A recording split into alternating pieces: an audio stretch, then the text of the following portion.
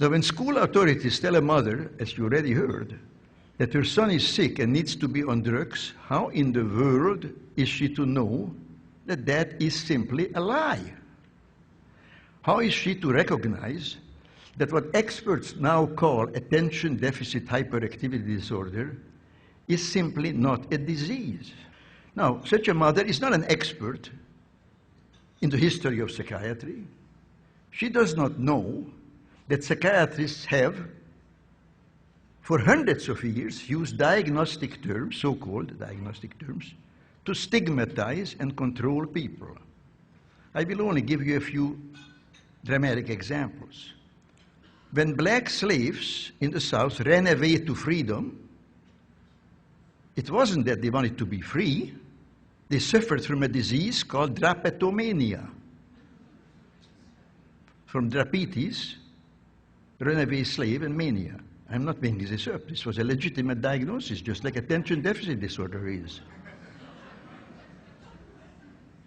Women, half the population of mankind, of course, if they were foolish enough to rebel against domination by men, well, then they had a serious disease called hysteria, which was due to their wandering womb.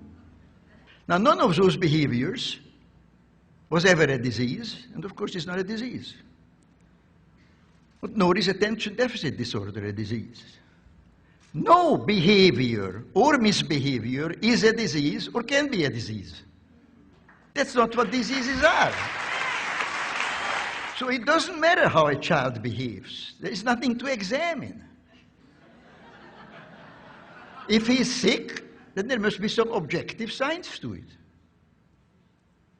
which can be diagnosed by physicians and objective tests. That's why as soon as you go to a doctor, they take a lot of blood and take x-rays. They don't want to hear how you behave. When I went to medical school 60 years ago, there were only a handful of mental diseases. I think there were no more than 6 or 7. Now there are more than 300. And new ones are, quotes, discovered every day. Labeling a child as mentally ill is stigmatization, not diagnosis. Giving a child a psychiatric drug is poisoning, not treatment.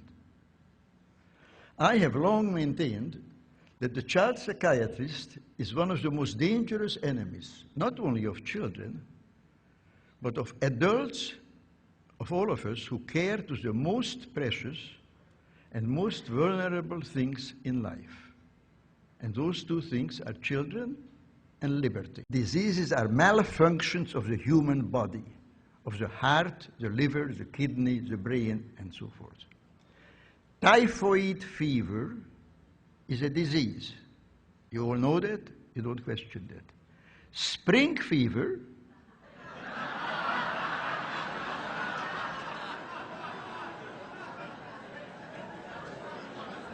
all you have to know is English. Spring fever is not a disease. Now, why not? Because we all know that it's a figure of speech, a metaphor, a little piece of poetry. No, so are all mental diseases. Mental disease is a metaphor. The task we set ourselves to combat psychiatric coercion is important. I think it's important. You all think it's important. Not enough people think it's important. It's a noble task, a task in the pursuit of which we must, regardless of obstacles, persevere.